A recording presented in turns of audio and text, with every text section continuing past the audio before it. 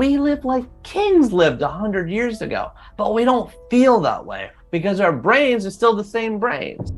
Our brains are good at looking for problems. That's what they are designed to do. You look for problem, you find problem, you solve problem. Your brain does not know the difference between what's happening right in front of your eyes and what's happening in your mind. If you could cultivate the positive mindset, man, everything else opens up.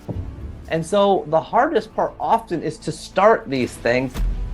And this activity and this behavior is so fundamentally important to all of us because our brains naturally go the opposite way. I was dating a woman, the first person who liked me back in my life before I went down to Harvard. And after a few months of being together, like I got down on one knee and I proposed. She said yes. And then I was whisked off to Boston, and our engagement was spent from a distance planning the wedding that we were going to have the next summer. Okay. I then became great friends with Chris. And what happened after Harvard was a couple things. So I moved back to Toronto in Canada after a 10,000-mile road trip with Chris around the whole state, whole US. It was wonderful, one of my fondest memories. And I settled back into my marriage, into my life there. Unfortunately, although my wife and I had now been together a couple of years, it turns out we were just getting to know each other then. And it turns out that it wasn't going great. And I was all in. I was of the East Indian mentality. There's no such thing as divorce in the culture that I grew up in. You just never hear that word. No one gets divorced. It's a black mark. It's not the sign of an enlightened culture, as sort of, the Rogue Economist and books like that would argue today, that it's the sign of actually the healthy culture, that people feel free to not be, entombed into relationships that may be riddled with abuse or financial dependency, et cetera, et cetera. No, it was not something you did. And I drove home from work one night and I was back in Toronto now working at Walmart. I got my office job. I'm working in human resources. I'm a leadership development manager. I drove home from work. We just bought the house. And she says to me, I'm out. This isn't working. I don't love you. And I've met someone else. And that was a huge psychological trap for me, because I was in shock. But also, I told you, I grew up with such low. It was like, and now I'm a failure at this, and now I'm not attractive. I'm not deserving of love. I'm not, the confidence and all these traumas were just really kind of inside of me, kind of bubbling to the surface. At the same time, over this kind of tumultuous path post-Harvard, Chris attempted suicide once, and it was a terrible experience. I just visited him. He had called, we were talking on the phone 3-4 times a week. He called me up from the hospital and said, I'm in recovery. I have attempted suicide. I'd love you to come visit me, and I need you to help me because I need to get on the right medications. I need to see the right psychiatrist, and I need you to get more, can you get a bit more involved in my health? And I did. But then as I was going through this process of the divorce and the selling my house, he then took his life, attempted to take his life a second time, and this time was successful. And so I lost. You talked to him the night before. Yeah, well, I talked to him the night before that he left. He left basically driving down the road trip path that we had come on the other way. We drove from West Coast to East Coast on the return trip. He drove from East Coast to West Coast. We caught up to him. I haven't talked about this before. We caught up to him at a hotel room. We were trying to use the police to track his credit card payment so that we could find him, because we thought it was a pretty scary situation. And we caught up to him at a hotel room in Colorado, and his sister was able to get him on the phone. And in that particular state, even with police and psychologists present, you cannot enter someone's hotel room. And she was able to talk to him on the phone at the hotel. And then he shot himself overnight in the hotel. And so, but I talked to him the day before he left, and I I talked to Rena, his sister. I said, I think I was the last person to talk to him. She's like, actually, I just talked to him last night, you know? And so I was just in a complete disaster. I'm trying to sell a house, which is its own mess. I'm trying to process my divorce paperwork. I'm trying to come to terms with the fact that my wife is interested in another guy. And my best friend is gone. You know, he's just disappears. It's just the person I would probably be most talking to about the whole divorce at the same time. And the person I'd be talking to most about losing my friend is my wife. And that was also gone. And so I felt completely untethered. I felt completely searching. There's a lot of tears. There was a lot of stress. I lost a lot of weight. And in the midst of this zone, that's really it's a period that stretches out over a few months. That's when, to try to cheer myself up, I start a website. Because what else am I get? There's news is negative. That everything online's negative. I got no one to talk to. I'm home by myself. I go to Google. I type in how to start a blog. I press on feeling lucky light. At the time, you remember this.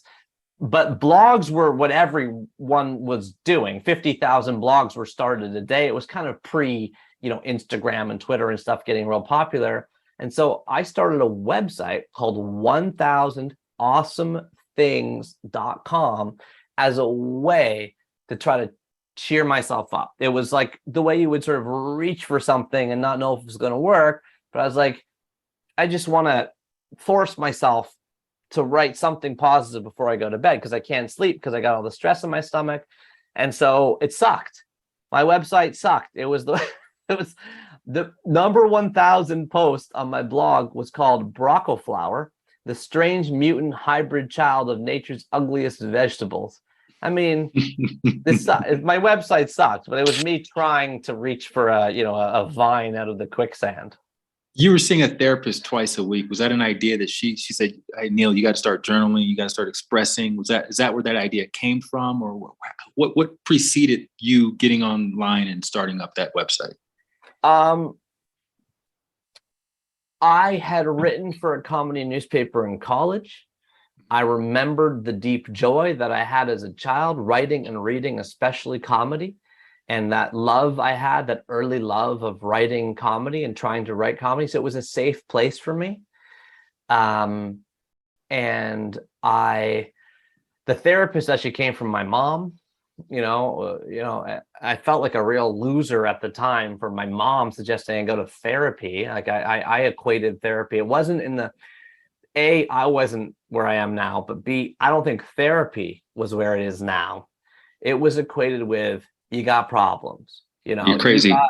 You're crazy. You got total problems. And so I went to the therapist, and it was my mom's therapist. So even worse, even more embarrassing for me. She's like, you need to see a therapist now. And you should go to the one I got. Just go now. Just, like, I'll give you my appointment kind of thing. And so I go to see the guy, and he's like, can you come back tomorrow? It was like, because I couldn't, I had a lot of stuff to process, a lot. I was trying to process massive amounts of emotional stuff all at once. And I didn't have the tools to be able to do that. So the blog was one tool. The therapy was one tool. Yeah, looking back, I know that focusing on gratitude is scientifically proven, and we can talk about that. I know that journaling is scientifically proven, and we can talk about that. But I was just grasping at stuff. My parents were also like, trying to load up my freezer with like healthy homemade food. I wrote about Chris on my blog. I wrote a big essay about my relationship with him, and it turned my little tiny comedic blog about Broccoflower into something that I posted it. I called it Smiling and Thinking About Good Friends Who Are Gone. And I wrote a big essay about him. So I was trying my best with the limited tools I have to process things however I could. And it's pretty obvious looking at it now. I didn't have much. I didn't have that much perceived challenge in my life until that point. So when I hit these two huge things at once, I didn't have the equipment. I didn't have the skills. I didn't have the resilience to deal with it. Hey, so a lot of you all have been reaching out with your guest suggestions. And look, I appreciate it. I do. And to help make it easier for those guests to say yes to my invitation, I need you to subscribe to this channel. Just hit the subscribe button below, and that's literally the best way to help me get you that guest on my podcast. All right. Thank you so much for helping out, and back to the show. So you've mentioned in a previous interview I heard, you said, when you were younger, you would quit things a lot. Yeah. And your mom would be cool with you quitting things a lot. Talk about your sort of mental process in locking into 1,000 things and the schedule every day. Like, where did that come from? Did you inherit that in business school, or, working in leadership development at Walmart? Well, so first of all, writing, I started the blog, I'm not kidding, in 10 minutes. Like you go, you type in how to start a blog, you press I'm feeling lucky. The first hit that comes up is a site I had never heard of at the time called WordPress. I clicked that button and it said right there on the button, click here to start a blog in 10 minutes. So I click there. It says come up with a name. Well, my mother-in-law, in the relationship that I was in that was ending, she always said everything was awesome. She said, well, that's awesome. That's awesome. I had this word ringing in my head. I was like, okay, I never used it myself. I was like, okay, awesome.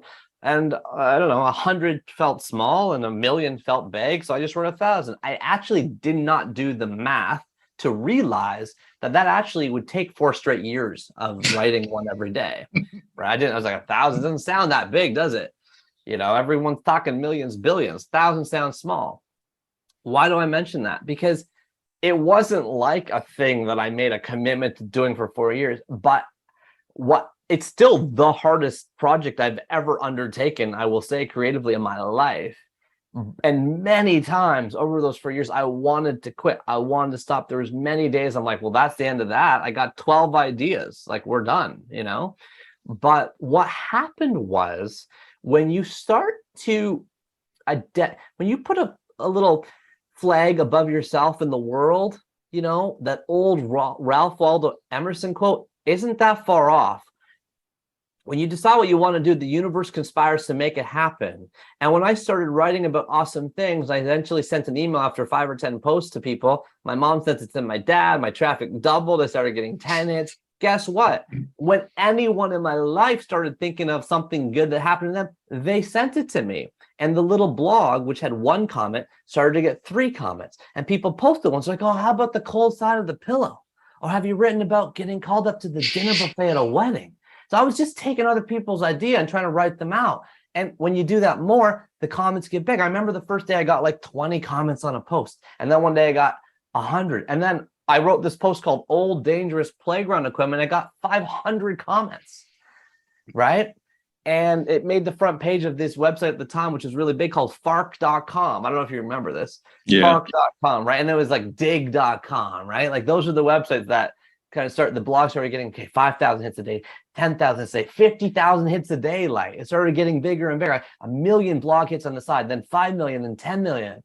And I didn't think of it like a project I was necessarily going to commit to for 1,000 days, but I'm saying that second law of physics, an object in motion will stay in motion unless acted upon by equal or greater force. It's true. And so the hardest part often is to start these things. And sometimes when they start, the momentum and the motivation and the capability that you think in your own head, that comes after, right? So it accelerated as a practice and it became easier as I was doing it. Not always easy and often not, but it became easier than those first clunky attempts on the first day and the second day and the third day.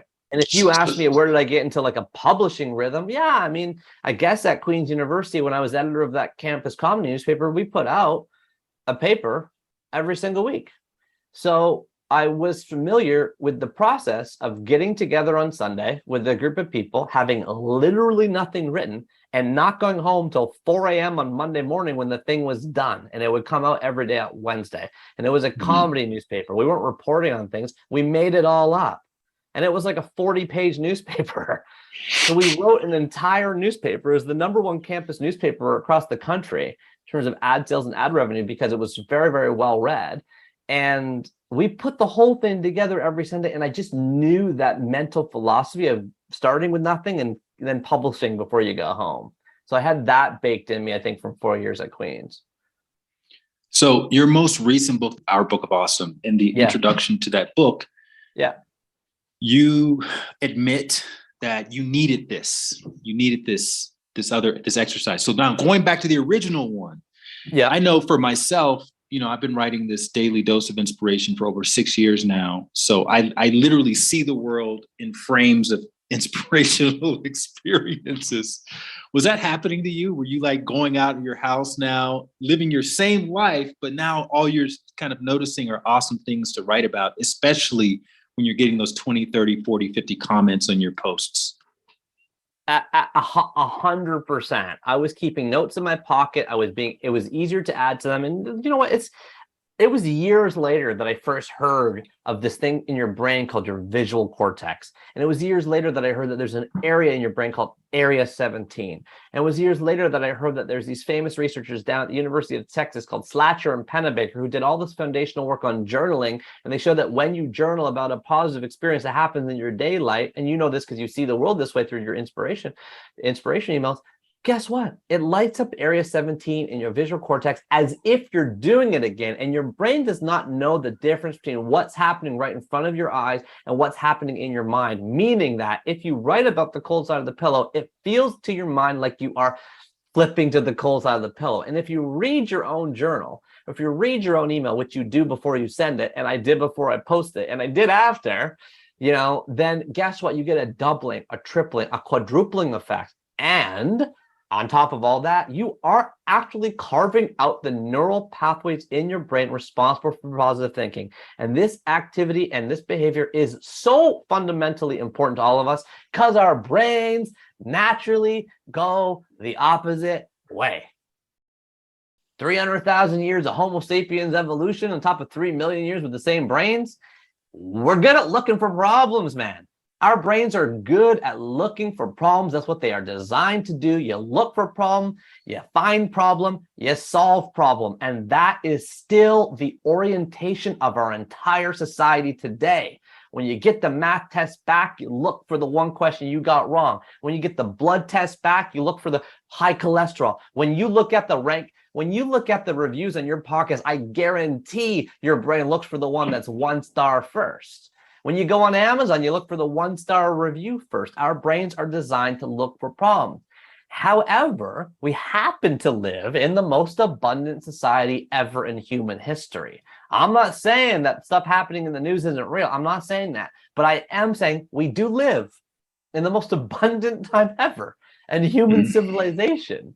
You can press a button, have food on your porch in 20 minutes. You could go anywhere in the world, like feasibly. You could see things. We live like kings lived 100 years ago, but we don't feel that way because our brains are still the same brains. And so this exercise and this practice that you have with your 6-year-long daily email, and I had for the 4 years I did the blog, and the 11 years I've done since, still writing them down, that's the basis of our Book of Awesome. It's another 500 of them, okay, is a vital practice to cultivating a positive mindset.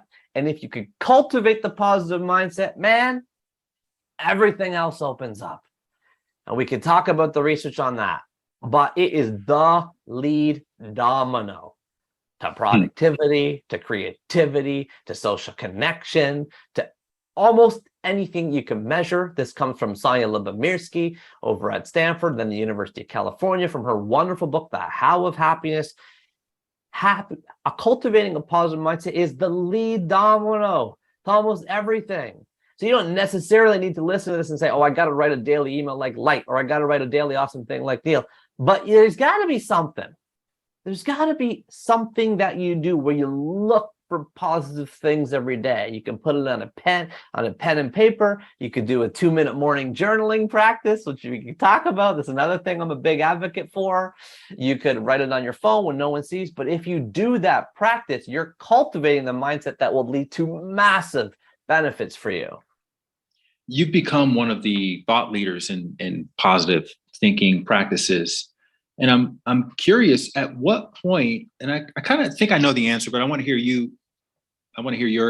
version of this. But at what point did you transition from a leadership development coach who had this little part-time blog thing on the side to an awesome blogger who was moonlighting as a leadership development coach in your mind? Well, okay. So I worked at Walmart from 2006 to 2016. I started writing 1000awesomethings.com in 2008.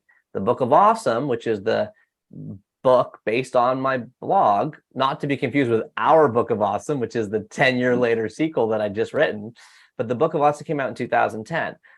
Like for 8 overlapping years,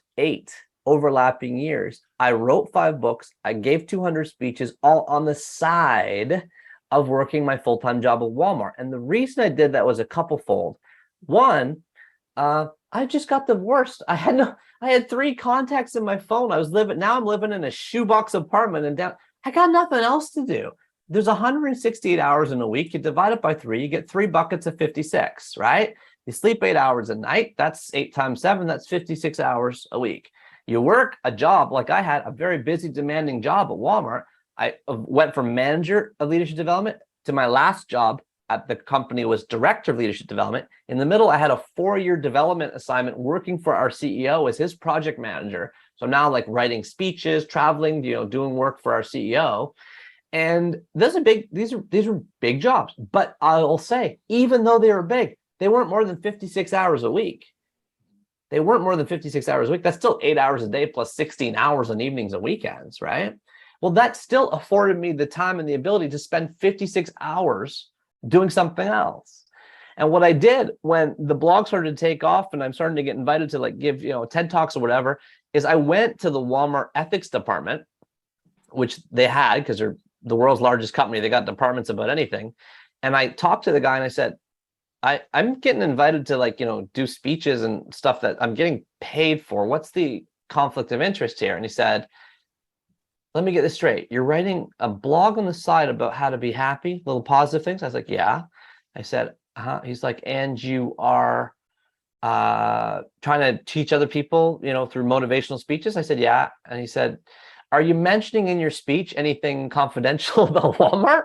I said, no, I don't. My speech is not about Walmart. It's the 3 A's of awesome. That's the name of my TED Talk, He's like, okay.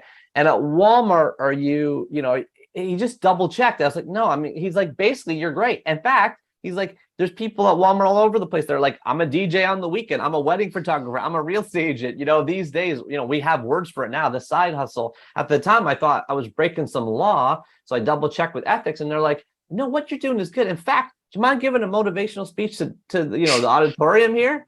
We aren't going to pay you. You work here. But could you give the talk? So I would do stuff like that for Walmart.